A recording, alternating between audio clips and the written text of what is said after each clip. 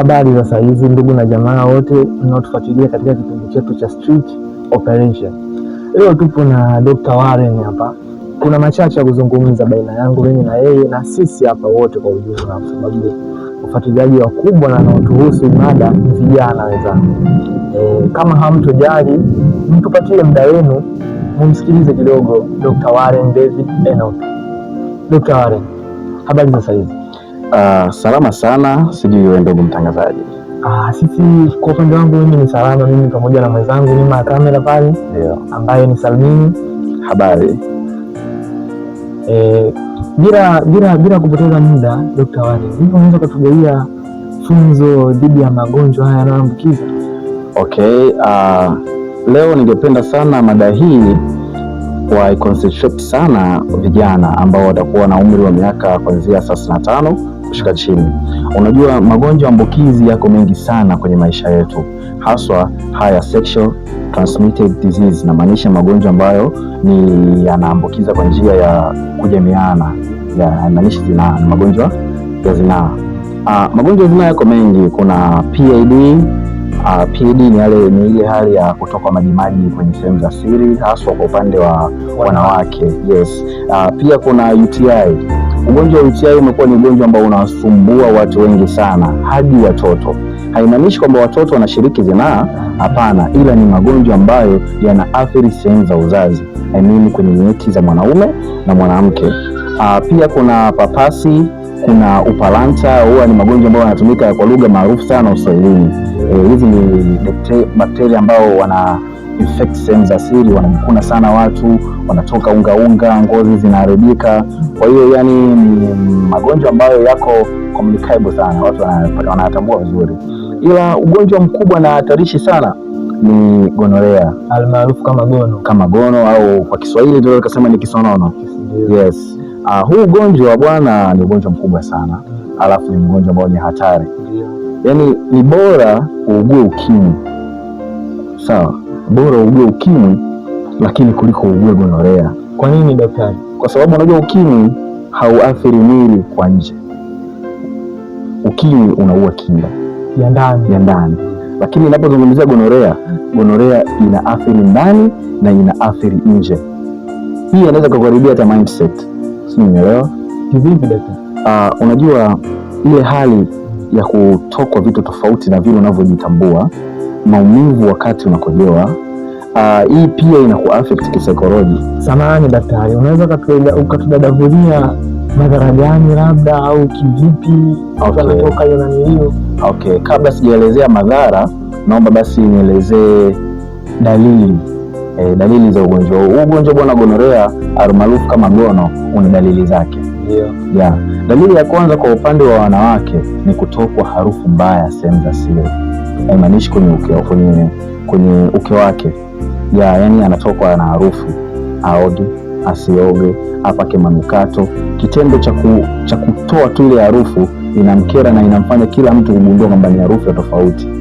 Kwa njia zangu naweza siku nikapishana nao. Unamgunduaje sasa mtu kwa njia kama hiyo? Kumgundua mtu ambaye ameathirika au ana maambukizi ya ugonjwa wa gonorea, harufu yake inakuwa kama kidonda kilichooza. Yes, unajua usaha ukikaa muda mrefu unatoa harufu ya kidonda kilichooza. Kwa hiyo unaweza kukutana na mwanamke ni mzuri automatically kwa appearance kana ni mrembo kweli, lakini kuna harufu ambayo unaweza kuitambua kupitia yeye. Kwa upande wa wanaume, kwanza dalili zake ni kutokwa na usaha kwenye maumbile yake. Dalili ya pili ni kupata maumivu wakati anakojoa. Huwa anapata maumivu ambayo ni makali sana kiasi kwamba hawezi kuyavumilia. Ya tatu ni mchanganyiko wa usaha na damu. Huwa unatoka tu automatically, atake asitake, muda wowote. Anaweza kalala usiku akamka asubuhi akakuta ameshachafuka.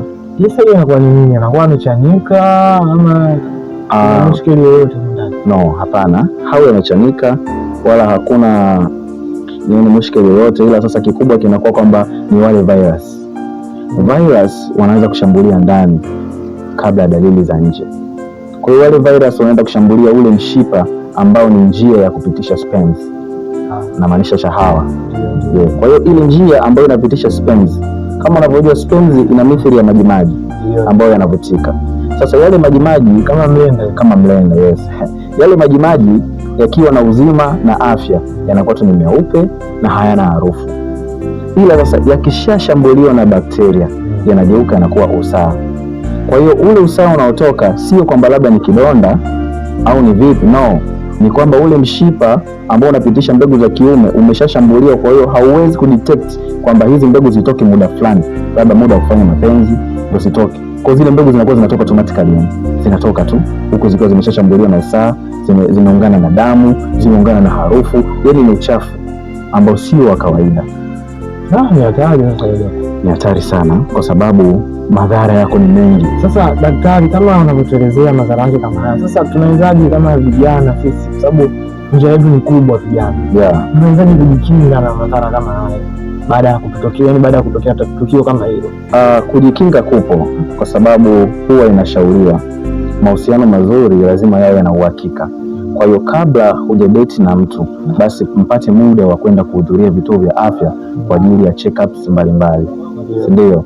Kwa hiyo sasa kama ikatokea labda emergency, kwa sababu kuna ile love sex ya emergency, labda mtu umelewa nini, huko katika ufahamu wa kutambua kwamba natakiwa kupima, basi tunashauriwa kutumia kinga, condoms. Sawa. 95% kondomu inasaidia kuto kupata maambukizi ya magonjwa mbalimbali, haswa haya ya zinaa. Kwa hiyo tunatakiwa kutumia condoms kabla ya sex. Pia tunatakiwa kupata muda wa kwenda kupima na wenza wetu kabla hatujafanya chochote. Sasa utamshauri vipi ndugu, labda ndo unakuta mtu na mpenzi wako, afu mpenzi wako wenyewe sasa kichwa pasua, yani pasua kichwa, utamshauri vipi? Utatumia njia gani? Maana vijana kama unavyojua danadana, na ni kweli ngumu. Unajua kama mna mahusiano ambayo ni future, mimi naamini kwenye swala la umuhimu haswa afya, hata mpenzi akipasua kichwa kiasi gani lazima atakuelewa, bwana samani wife au love, ninahitaji tukapime kwa ajili ya kujua afya zetu. Hii itasaidia hata kujenga future zetu vizuri, kutimiza malengo bila kutumia muda mwingi kujitibia. Kwa hiyo sasa kama mpenzi wako akiwa anakukaidi kwenye hili, basi mimi naamini 100% upendi. Mtu anakupenda lazima akusikilize kwa ajili ya afya yako na yake, na kwa ajili ya future event. Ni hivyo tu. Nashukuru daktari. Kwa hiyo na imani mimi kama mimi nimeshaelewa kwa kiasi chake. Na imani hata vijana wenzangu au kameramani wetu pale nyuma, na imani pia amekuelewa ipasavyo kabisa. Kama hautojali, unaona daktari huu unatupa darasa sio kwa leo tu, yani pindi ambapo utakuwa na kitu cheki, ukapiga namba yako, ukaacha namba yako hapo chini, ukitaka ushauri na nasaha, wewe tusaidia vijana. Unajua maana vijana sisi matatizo yao tunapishana nao sana katika jamii yetu. Ni kweli, vijana tunakutana na mambo mengi sana. Kwa sababu umri wa miaka 35 mpaka kufika 25 tunakuwa tumepevuka adults kwa ajili ya akili na mindset ya mambo mengine. Lakini je, tunawachukuliaje wadogo zetu ambao wanafika teenage, namaanisha kuanzia miaka 18 kushuka chini? Maana ndo mambo yanapoanzia. Kwa hiyo hawa wanahitaji kupewa elimu ya kutosha, wanahitaji kufocus sana na elimu ya afya, kwa sababu akili zao zinawaza mapenzi, akili zao zinawaza kujifunza vitu mbalimbali. Je, wanasaidiwa vipi?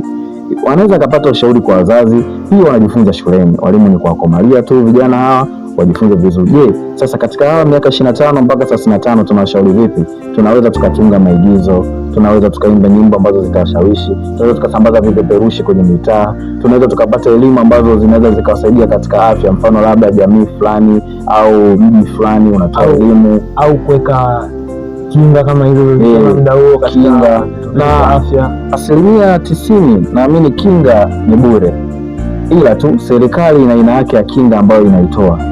Japokuwa kinga zipo za aina nyingi na zenye flavor nyingi. Wenyewe wanasema zina flavor. Kuna zenye vipele, kuna zenye utelezi mzuri, kuna zenye harufu ya machungwa. Kwa hiyo vijana wakihitaji hizo zenye flavor, basi watajikuta wanaingia gharama kununua. Lakini wakihitaji kinga ambayo imethibitishwa na TBS ya Tanzania, wanaweza kwenda kuzipata hospitalini bure. Hata kitaka kenta nzima anapewa, zinapatikana hospitali. Ila ni njia tu nzuri ya kupata njia nzuri, na mimi naamini ukienda kujielezea hakuna daktari ambaye atakakunyima kinga. Zipo condoms, zipo za kutosha. Kwa hiyo ni hivyo tu vijana kuzingatia hayo mambo. Magonjwa yapo, Magonjwa yanatisha, magonjwa ni hatari, yana madhara na pia yanaua. Si ukimwi tu, hata gonorea inaua. Nashukuru daktari. Asante sana bwana. Leo tulikuwa na Dr. Enoch David, ametupa mambo kadhaa hapa kuhusu yanayojiri mitaani kwetu ama mitaani yetu, katika mitaa yetu tunayoishi kila siku. Yes. Kama kuna lolote kwa ambao mnatufuatilia, unaweza kaweka hata comment hapo chini kuambia kwamba dokta hiki na hiki. Ukitaja namba zake, unaweza kutusaidia namba au hujajipanga? Namba zangu zipo, naweza nikataja namba, naweza nikataja website ambayo napatikana. Tusaidie, maana vijana tuko wengi na tuna shida ya huduma kama hizo. Okay. Kwa website ambayo natumia Facebook ni Mturuki Jela Drama, na website ambayo natumia YouTube ni Warren Dave Mturuki. Hiki kipindi ni endelevu, hizi mada, haya mafundisho yapo kwa ajili ya vijana na nitaendelea kuwafundisha mara kwa mara. Daktari, umetutajia mitandao miwili hapo.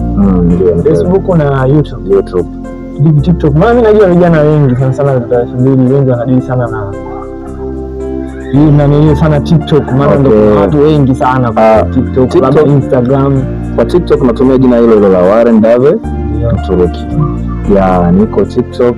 Pia naweza nikataja namba zangu za simu ni 0786564568. Kwa ushauri na saha yoyote unaweza kunitafuta WhatsApp, nikakushauri, nikakusaidia kijana na nikakuelimisha pia. Ningependa urudie tena, maana hajasikia na hisi kuna watu. Okay, 0686564568. Nashukuru jamani. Asante sana daktari. Karibu.